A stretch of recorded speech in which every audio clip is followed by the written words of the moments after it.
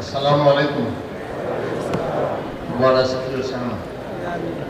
Tumsifu Yesu Kristo. Mheshimiwa Mkuu wa Mkoa, Mheshimiwa Profesa Mkumbo, Waziri wa Viwanda na Biashara,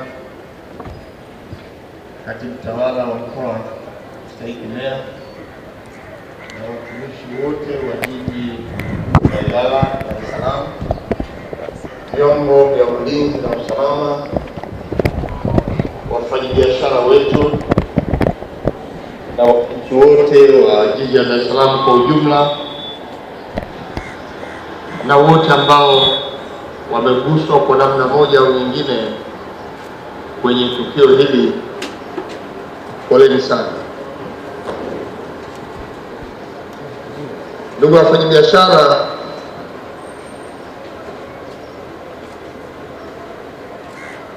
nimekuja kuwaletea salamu za pole kutoka kwa Mheshimiwa Samia Suluhu Hassan ambaye alipata taarifa ya tukio la moto jana usiku, na kuja kwangu leo asubuhi ni pamoja na maelekezo yake ya kuja kuona hali halisi ya kuungua kwa bidhaa mbalimbali ambazo ndio zilikuwa zinaipa hadhi ya eneo la Kariakoo. Pia Mheshimiwa Dr. Philip Mpango na yeye anatoa salamu za pole kwenu wafanyabiashara wote, lakini pia kwako Mheshimiwa Mkuu wa Mkoa Mstahiki Meya la jiji la Dar es Salaam kwa tukio hili kubwa. Nimeona hali halisi na kwa namna ninavyojua soko la Kariakoo, hasara kubwa imepatikana. Kama ambavyo nimetangulia kuwapa pole, nirudie tena kuwapa pole kwa kupoteza mali, fedha, lakini pia hata mwelekeo wa kufanya shughuli zenu za kibiashara hapo baadaye. Kwa kuwa eneo bado lina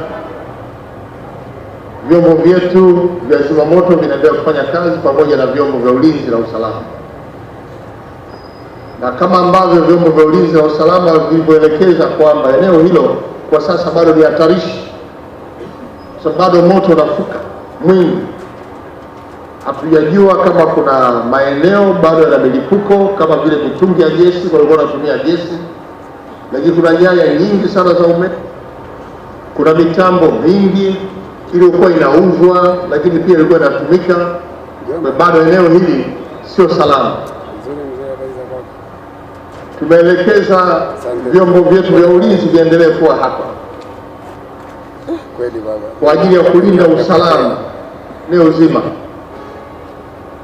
lakini pia kujiridhisha kuwa moto huo hauendelei tena, na watakuwa hapa mpaka pale utakapotulia kabisa na kuwawezesha wao kupita kila hatua kuona kwamba hakuna moto kabisa. Baada ya hapo kazi nyingine zitaendelea. Mheshimiwa Mkuu wa Mkoa, nikupongeze kwa kazi kubwa ulifanya kuanzia jana usiku, wewe pamoja na vyombo vya ulinzi na usalama. Tunajua msongamano unaokuwa hapa, iwe mchana hata usiku, so biashara bado zinakuwa zinaendelea, lakini kazi iliyokuwa jana na vyombo vyetu vya ulinzi ni kazi ambayo imesaidia pia kulinda usalama wetu. Lakini washukuru sana na nyie wenyewe. Mara nyingi tukio kama hili linapojitokeza kunakuwa na taharuki kubwa kabisa. Mwingine angependa kuokoa mali, mwingine angependa kuingia huko kuona hali ilivyo, lakini jana baada ya maelekezo ya vyombo vya ulinzi na usalama angalau kulikuwa na utulivu. Wale wachache ambao walipata fursa kuokoa hiki na kile, basi ilikuwa ni bahati nzuri, lakini kwa hali ya moto huo ni kama ambavyo tumetokeza sasa kwamba tumepoteza mali nyingi sana.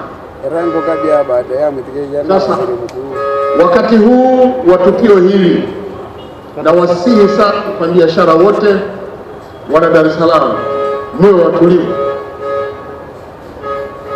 watulivu, kwa sababu serikali ipo na itaendelea kuwepo hapa mpaka tutakapojua nini chanzo cha moto huu, nani kisababishi cha moto huo, ili sasa hatua stahiki ziweze kuchukuliwa. Tunajua eneo kama hili na tukio kama hili linapotokea kuna kupata maneno mengi sana, lakini wasihi mtulie, serikali ipo na itafanya kazi yake. Mkuu wa mkoa ameunda timu ya uchunguzi, lakini bado haitoshi. Hili soko la kimataifa, itakuja timu ya kitaifa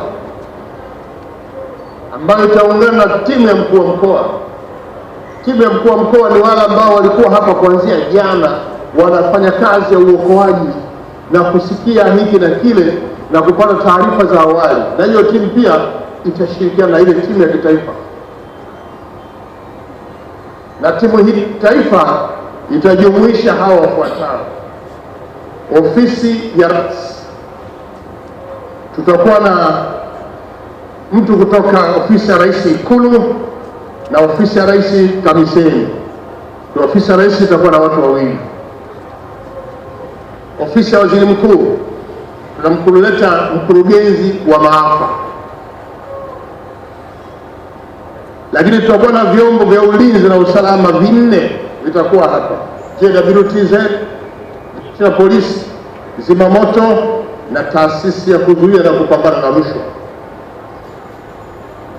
Tutakuwa na taasisi yetu ya ujenzi TBA, itakuwa na watu wawili: injinia wa majengo pamoja na injinia wa umeme kwenye majengo. Hao watu wawili kutoka TBA. Lakini tutakuwa pia na mtaalamu kutoka TANESCO, tutakuwa na mwanasheria mkuu pamoja na mkurugenzi wa mashtaka DPP, wote watakuwa hapa. Timu hiyo itafanya kazi sambamba na timu iliyoundwa na Mheshimiwa mkuu wa mkoa, ili hawa wafanye kazi kwanza, kama nilivyosema awali, tubaini chanzo cha moto, nini kimesababisha au nani amesababisha moto huo. Lakini mbili, nataka tujue angalau kutabiri tu kiwango cha mali zilizopotea, zilizoungua. Tatu, nataka tujue usalama wa jengo lenyewe baada ya moto huu. Je, jengo bado linaweza kutumika? Moto ule haukuathiri haya manguzo haya, ile floor ile? Na wao watatuambia nini tufanye baada ya kuwa uchunguzi umekamilika, kwa sababu mara nyingi panapokuwa na moto kwenye majengo kama haya, kuta zake zinakuwa ziko teketeke. Lakini jengo hili ni jengo imara sana, lakini wataalamu watatushauri, na endapo itagundulika kama kuna mtu alihusika kwa namna moja au nyingine, ndio kwa sababu huko ndani kuna mwanasheria mkuu, huko ndani kuna mkurugenzi wa mashtaka, huko ndani kuna jeshi la polisi, huko ndani kuna kila mmoja anayehusika. Hatua zitachukuliwa moja kwa moja. Ndugu wafanyabiashara, tunatambua Mheshimiwa Rais, Mheshimiwa Samia Suluhu Hassan alipotembelea hapa, aliunda tume ya kufanya mapitio ya tuhuma mbalimbali ambazo zilibuliwa na nyewe wenyewe. Inawezekana pia, sijui, labda tume hiyo ilianza kuagusa mmoja mtu mwingine. Kama kulikuwa na njama zozote zilizohusu tume ile na hao waliokuwa naguswa na wakigundulika, hatua kali dhidi yao itachukuliwa. Kwa taarifa ya tume ile nayo itaingia kwenye tume hii.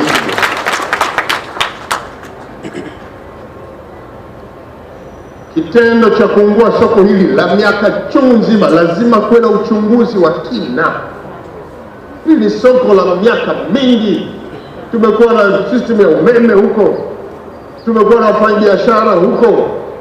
Kwa nini leo lishika moto? Hizo ndio hatua ambazo sisi tunazichukua. Kwa hiyo kama nilivyosema, muwe watulivu, serikali ifanye kazi yake, na hasa leo inawezekana mpaka eneo hili sio salama kwenu kupita. Tunajua mmepoteza mali nyingi, lakini muwe watulivu huku, vyombo vya ulinzi vizime moto wote maeneo yote. Tunachoshukuru kule chini hakuna moto, wataalamu wameniambia kule chini kabisa Shimoni hakukuathirika kabisa. Kwa mali zile kule zote zinalindwa. Kama una mali zako kule chini Shimoni, usiwe na mashaka, milango yote imedhibitiwa na tumefunga, na makamanda wako ndani na nje wanalinda. Soko lile dogo refu kuelekea kule nalo liko salama, na ulinzi mkali uko pale. Kwanza tumeweka gari la zimamoto, kama kutakuwa na cheche zitaingia huku zitazima pamoja. Kwa mali zote zimehifadhiwa, mali zao kwa ambazo zipo salama tutaendelea kuzitunza mpaka pale hali itakapokuwa imetulia kabisa, watakuja kuchukua mali zao.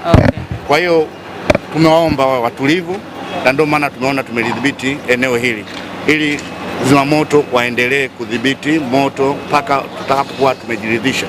Lakini kama mkoa tuliunda kamati ndogo ya kuweza kuchunguza, na tunamshukuru waziri mkuu alipokuja ametuongezea nguvu, ameteua kamati nyingine kubwa ambayo itafanya kazi na ile ya mkoa ili kuweza kupata majibu ya chanzo cha moto na athari zilizojitokeza, kwa maana ya walioathirika, idadi yao kwa kiasi gani, lakini pia kuangalia pia baada ya moto huu jengo hili, na ndio maana wameweka wataalamu mbalimbali kuweza kuona pia athari iliyofanyika katika jengo na miundombinu kwa ujumla.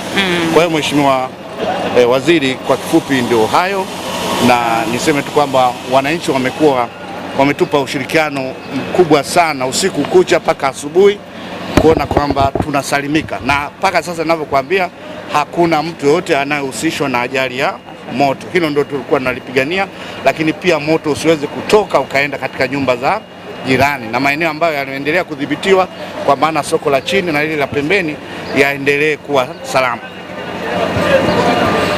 Asante. Kwanza Mheshimiwa Mkuu wa Mkoa, na mimi nikupe pole kwa janga hili kubwa la moto. Lakini niwape pole wafanyabiashara wetu, kama mlivyosema, zaidi ya 224 ambao wameathirika na janga hili kubwa la moto. Msimamizi wa soko letu, masoko ya Kariakoo, amenieleza kwamba wafanyabiashara ambao wako katika soko hili ni kama 1662. Kwa hiyo walioathirika ni kama 224 na hawa wataongezeka. Lakini kubwa, nipongeze vikosi vyetu vya zimamoto na uokoaji. Kamanda, hongereni sana kwa kazi kubwa na nzuri ambayo mmefanya, lakini na wananchi wa Dar es Salaam ambao wametoa ushirikiano kufanikisha kuzimwa kwa moto hii. Kwa hiyo kama ofisi ya Rais TAMISEMI ambao ndio tunasimamia soko hili, tunasubiri kazi ambayo taarifa ya tume ya Waziri Mkuu ambayo imeundwa kuhusu soko hili, especially ajali ya moto. Mimi ndo nimetoka Kigoma sasa hivi moja kwa moja, ndio hata sijaenda nyumbani. Kwa hiyo nimetoka airport, imebidi nikatishe ziara yangu ya Kigoma ili kuja kufuatilia janga hili, na katibu mkuu wangu naye Profesa Shemdoe amesafiri usiku kutoka Dodoma.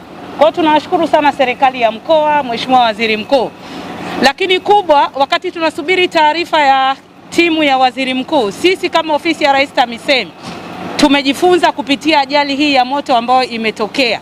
Kwa hiyo kwanza, stendi zetu zote ikiwemo stendi ya Magufuli, stendi zote ambazo tumezijenga, tutahakikisha tunaweka vifaa vya kuzima moto ikiwemo ile fire hydrants, kwa sababu kubwa ambalo limeonekana hapa hakukuwa na yale maji, sima kwa Kiswahili tunaita, kwa Kiswahili chake tunasema visima vya maji, visima vya maji vya kuzima moto. Kwa hiyo kuanzia sasa hivi katibu mkuu uko hapa,